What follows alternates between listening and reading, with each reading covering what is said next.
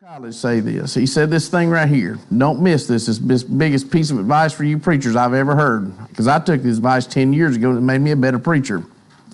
Not delivery-wise, but heart-wise.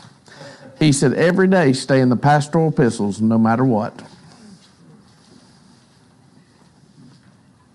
Before I could say but, he said, every day stay in them. He said, if you're going to properly pastor God's church, you got to have God's pastoral manual on it. I heard him ask Jack Hiles one day that they were asking him, said, now, which church manual and pastor's manual do you recommend? He said, Paul's, right up just like that. He said, what are you talking about, Paul who? He said, Paul the apostle. You know, 1st and 2nd Timothy and Titus. He said, that's the church manual you need to be familiar with. He said, you don't even recommend young books? He said, absolutely not. He said, you better get in that one if you want the truth. And I heard him say that, and that really floored me because that was a really good book, I thought. But according to the author, read this one.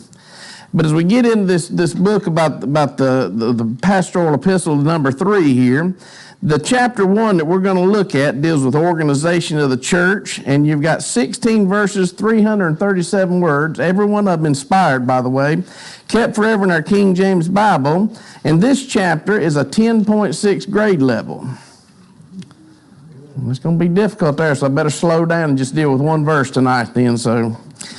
And it deals with Paul's introduction and Paul's instructions here. And if you look down at verse number 12, I'm going to pass something along to you in way of memory of Brother Charles Cross.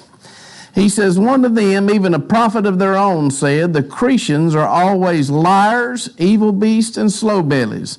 Brother Cross, as you know, he worked over in the Isle of Crete in the early 60s. When we were discovering television, he was learning how to shoot